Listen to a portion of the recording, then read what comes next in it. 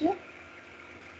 ఇప్పుడు మనము 8వ తరగతి సంస్కృతంలో నుంచి 2వ పాఠాన్ని చూస్తూ ఉన్నాము.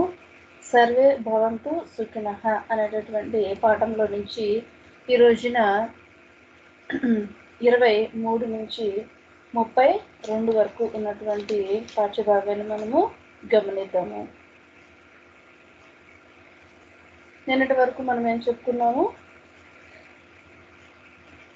మనిషిని ప్రతి జంతువు కూడా ప్రశ్నించినట్లుగా మనము చూసాము. ఇప్పుడు ఇంకా కొన్ని విషయాలను మనము చూద్దాం. ఇప్పుడు ఏమయ్యింది అనే విషయాన్ని చూద్దాం. చివరిగా మనం ఏం చూసామంటే, గాడిద అడుగుతున్నది, నేను ఎలా కష్టపడుతూ ఉన్నానో అలాగే నువ్వు కష్టపడగలవా అని చెప్పి మనిషిని అడుగుతున్నటువంటిది నిన్న చివరి భాగంలోనే చూసాము. గాడిద చూసారంత కష్టపడి బరువులు మోస్తూ ఉన్నదో ఆ విధంగా నువ్వు కష్టపడగలవా అని మనిషిని ప్రశ్నించింది గాడిద. దానికి సమాధానంగా మనిషి ఏం చెప్తున్నాడో చూద్దాం. మానవుడు ఏం చెప్తున్నాడు? ఓ గర్భవర్య, ఓ గర్భవర్య, ఓ గాడిద, శ్రేష్టమైనటువంటి గాడిద, భవతః పరిశ్రమ శక్తి అపి మయి నాస్తి. భవతః నీ యొక్క పరిశ్రమ, ఆ కష్టపడేటటువంటి శక్తి నీకు ఎలాగైతే ఉన్నదో అటువంటి శక్తి మయి నాస్తి, నాకు అస్సలు లేదు. ఎందుకంటే నీలాగా అంత నేను కష్టపడి పని చేయలేను. భవతః మూర్ఖత్వం అపి మమ నాస్తి. భవతః అంతేకాదు, నీకులాగా మూర్ఖత్వము అనేది కూడా నాకు లేదు అని చెప్పి మనిషి దానికి సమాధానము చెబుతూ ఉన్నాడు. భావం చూద్దాం. ఓ గాడిద శ్రేష్ట, నీలాగా కష్టపడే శక్తి నాకు లేదు, అలాగే నీకు ఉండేటటువంటి మూర్ఖత్వం కూడా నాకు అస్సలు లేనే లేదు అని చెప్పి చెబుతూ ఉన్నాడు. వెంటనే ఎవరు మాట్లాడుతూ ఉన్నారు? మయూరః, నెమలి మాట్లాడుతూ ఉన్నది. ఏమని? మమ నాట్యం చ దృష్ట్వా సర్వే సంతుష్టా భవంతి. మమ, నా యొక్క నాట్యంను దృష్ట్యా చూసి అందరూ కూడా చాలా సంతోషాన్ని పొందుకుంటూ ఉంటారు. ఏతాదృశం నాట్యం చ కౌశలం భవతః అస్తి కిం. ఈ విధమైనటువంటి నాట్యం చేసేటటువంటి నైపుణ్యము భవతః నీకు అస్తి కిం ఉన్నదా అని చెప్పి ఎవరు అడుగుతున్నారు ఈ మాటలు? నెమలి అడుగుతూ ఉన్నది. అడిగినప్పుడు నాకులాగా నాట్యం చేసేటటువంటి నైపుణ్యం నీకు ఉన్నదా? నేను నాట్యం చేస్తుంటే ఎంతో మంది ఎంతో ఆసక్తిగా ఆనందంగా చూస్తూ ఉంటారు. అటువంటి శక్తి నీకు ఉన్నదా అన్నప్పుడు మనిషి ఏమైనా సమాధానం చెప్తున్నాడో చూద్దాం. మానవుడు అంటూ ఉన్నాడు, భో మయూర, ఓ నెమలి, భవతః నర్తనం బహు సుందరం. నీ యొక్క నాట్యం నిజంగా చాలా అందంగా ఉంటుంది. అయితే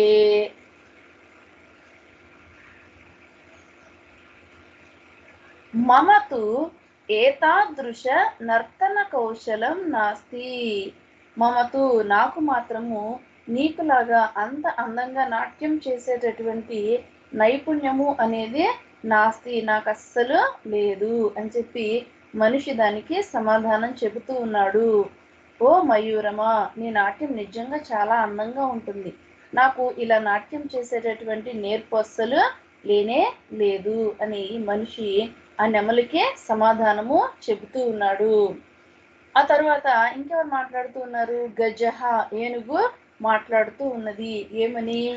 భో అల్పమానవ, ఓ అల్పమైనటువంటి బలము లేనటువంటి ఓ మనిషి, మమ శరీరం పశ్యతు, నా యొక్క శరీరాన్ని చూడు అని ఏనుగు చెబుతూ ఉన్నది. మమ బలం పశ్యతు, నా యొక్క బలాన్ని కూడా చూడు నువ్వు. నా శరీరాన్ని చూసావా? నా బలాన్ని చూసావా? ఎట్లా ఉన్నానో నేను, ఎంత పెద్ద శరీరంలో ఉన్నానో, ఎంత బలం ఉందో నాకు. అహం ఉన్నతాన్ వృక్షాన్ అపి పాతయితుం శక్నోమి.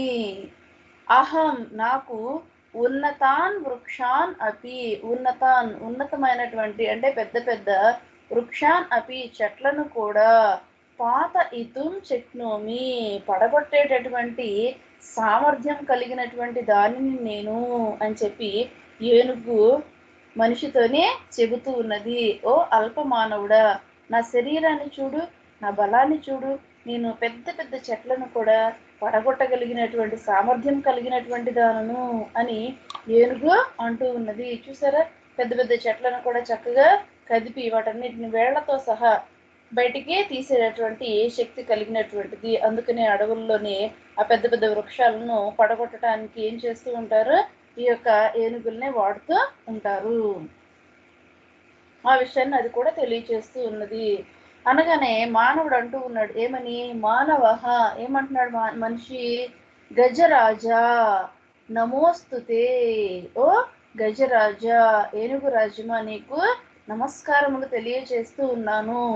భవతః బలం లోకే కస్యాపి నాస్తి, భవతః బలం నీకు ఉన్నటువంటి ఆ బలము అనేది లోకే లోకంలోని కస్య అపి ఎవ్వరికీ కూడా నాస్తి లేదు, నీకు ఉన్నటువంటి బలము ఈ లోకంలో అసలు ఎవ్వరికీ కూడా లేదు. అల్పస్య మమ కథం స్యాత్, అల్పుడును అని నువ్వే చెప్పావు కదా, మరి నాకు అటువంటి సామర్థ్యం ఎక్కడ ఉంటుంది చెప్పు అని చెప్పి మనిషి దానికే సమాధానము చెప్పాడు. ఓ గజరాజా నీకు నమస్కారము, నీ అంత బలము ఈ లోకంలో అసలు ఎవరికి కూడా లేదు.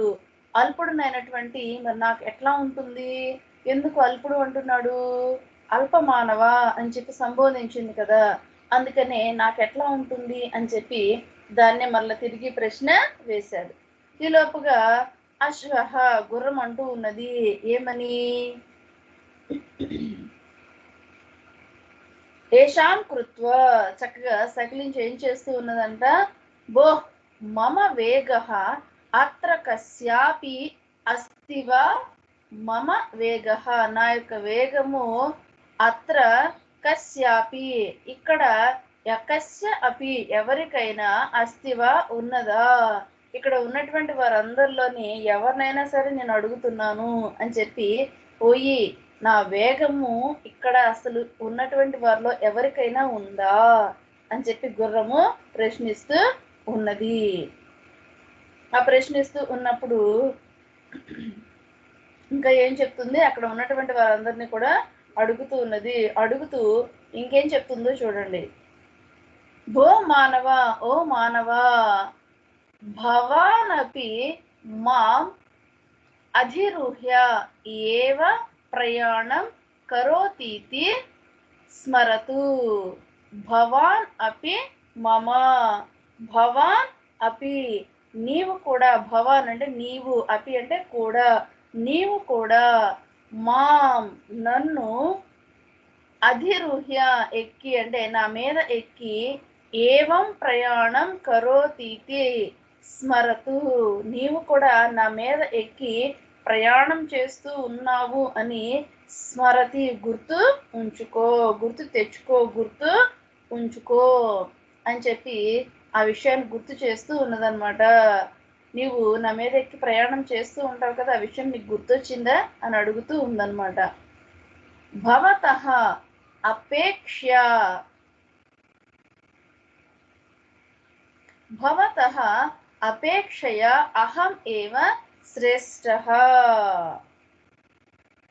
భవతః నీకంటే, అపేక్షయా నేనే, అహం ఏవ నేనే, శ్రేష్ఠః శ్రేష్ఠుడను, నీకంటే నేనే చాలా ఉన్నతమైనటువంటి వాడిని, గొప్పవాడిని అని చెప్పి, గొప్పదానిని అని చెప్పి గుర్రము తనను తాను గురించి చెప్పుకుంటూ ఉన్నది.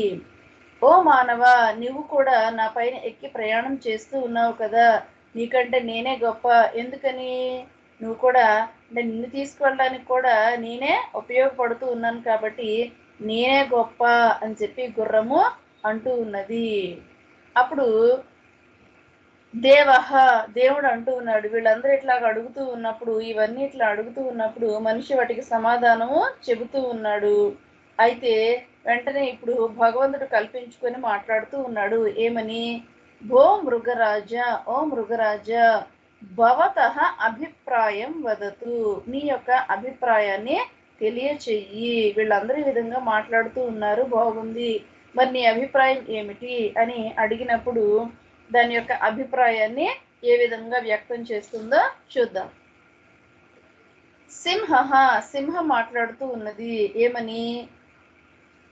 దేవా వక్తుం కిమస్తి, వక్తుం చెప్పడానికి, మాట్లాడడానికి, కిమస్తి ఏమున్నది? అస్మాసు విద్యమానేషు గుణేషు ఏకః అపి గుణః అస్య మానవే నాస్తి. అస్మాసు మాకు ఉన్నటువంటి, విద్యమానేషు గొప్ప గొప్పవైనటువంటి, గుణేషు గుణాలలోని, ఏకః అపి గుణం ఒక్క గుణము కూడా, ఏకః అంటే ఒక గుణము, అపి కూడా, అస్య మానవే ఈ యొక్క మనిషికి, నాస్తి లేదు అని చెప్పి సింహము సమాధానం చెప్తుంది, భగవంతునితో చెప్తుంది ఈ మాట.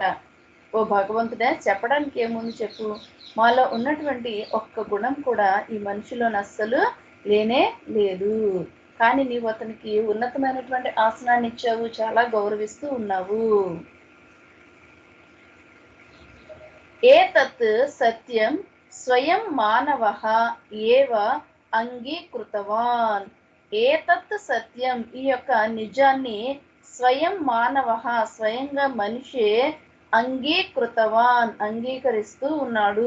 మనిషే నాకు ఆ సామర్థ్యం లేదు అని చెప్పాడు కదా అని చెప్పి సింహం ఏం చేస్తూ ఉన్నది? భగవంతునితోని ఆ మాటలను తెలియచేస్తూ ఉన్నది. మరలా మిగిలినటువంటి పాఠాన్ని తరువాతి తరగతిలో చూద్దాం.